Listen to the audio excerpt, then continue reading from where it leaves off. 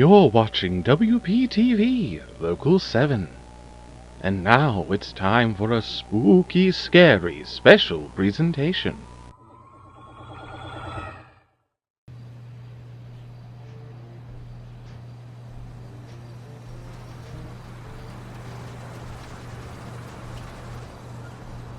Hello, and welcome to another episode of Creepy Puppet Reads Creepypasta.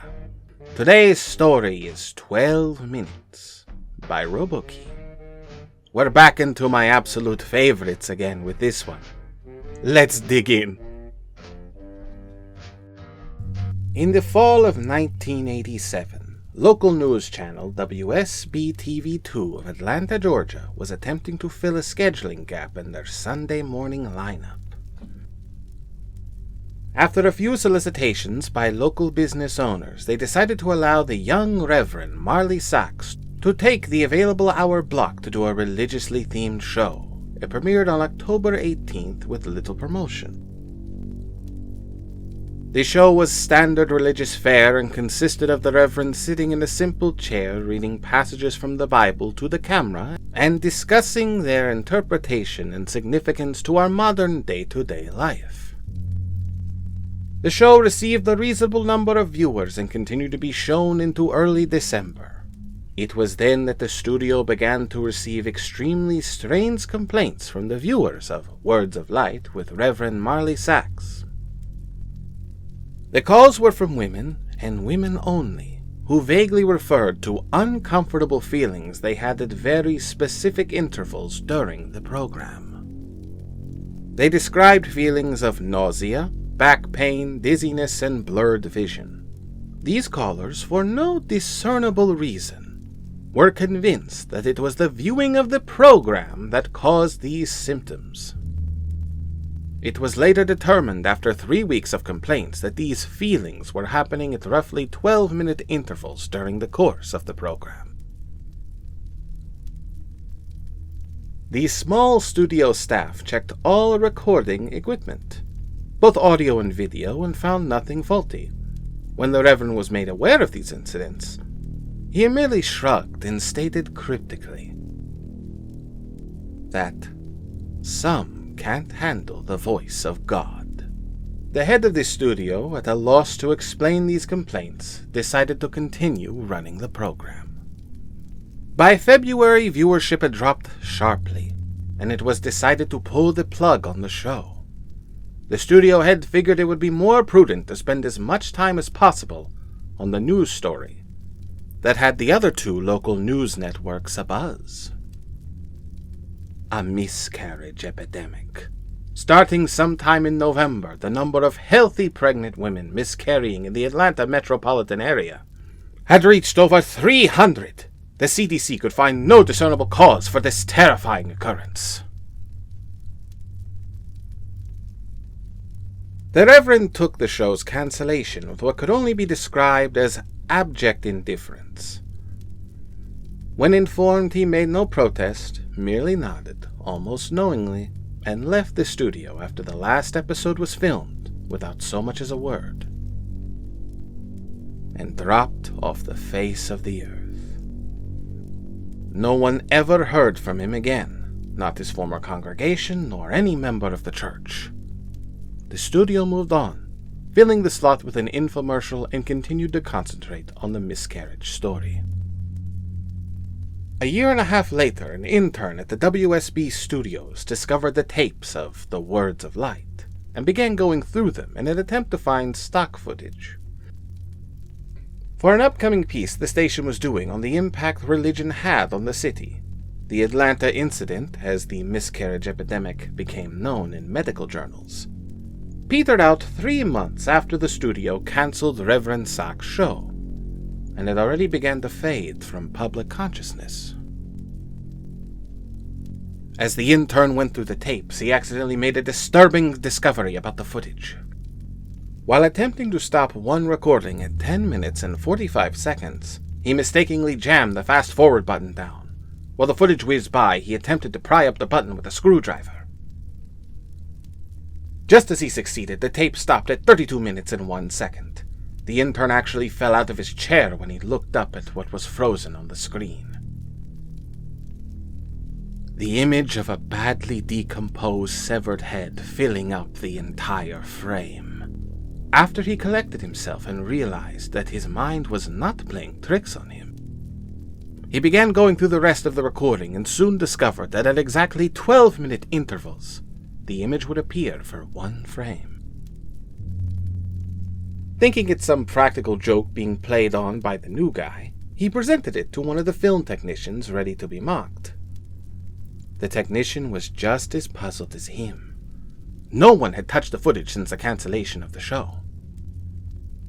After the studio had closed for the night, the intern convinced the tech to help him go through the tapes of the Words of Light. They discovered that every single episode had this same horrifying anomaly.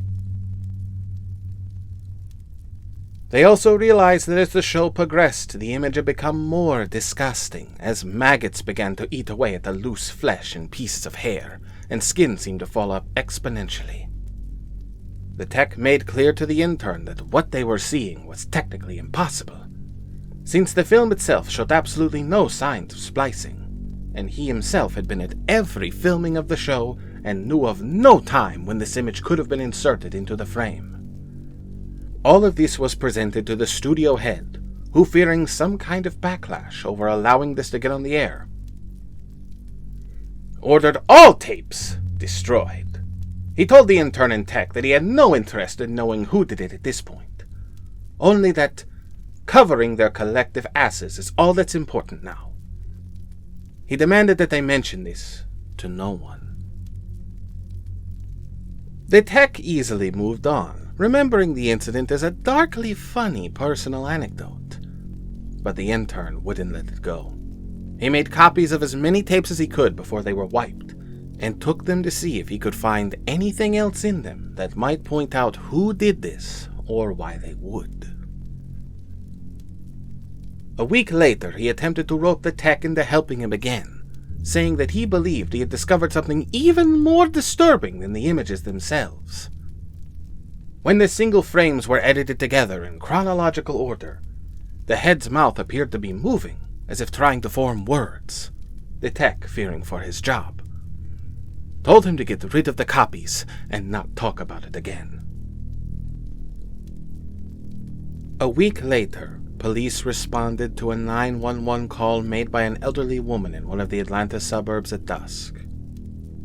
She had heard horrible noises coming from her next-door neighbor's house, where a young couple lived. She told the emergency responder that his wife was pregnant and that she was terrified that something had happened when the police officers arrived on the scene 20 minutes later. They found no lights on in the windows and the front door ajar. They moved in slowly and made their way to the living room. Inside, they found a young woman dead with her abdomen slashed open. The wound was jagged and a trail of blood led from the body to the couch on the far end of the room. There sat her husband, the studio intern, naked, the corpse of his unborn child at his feet, dying. In his hand he held a rusty piece of metal siding he had used to gut his pregnant wife. The television was on and playing an 18-second loop of silent footage of a decomposing head mouthing some unintelligible words. This story, at the police precinct to this day, goes that the intern kept saying under his breath, over and over again as they led him away, "The light of God calls them."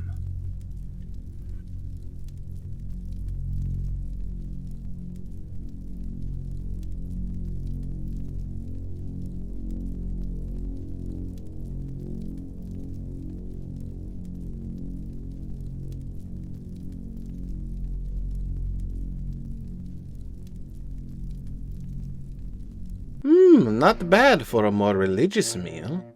It didn't take 12 minutes to eat, though. So what did you think of the story?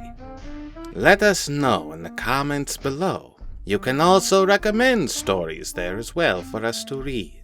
Thank you for watching, and don't forget to subscribe to Whacky Puppets TV. If you want to support us, you can always go to our sponsor, Dubby.gg, and use our coupon code Trebloski10 for 10% off your order for Dubby Energy Powder for Gamers. My name is Boils, and this has been Creepy Puppet Reads Creepypasta. Check, please.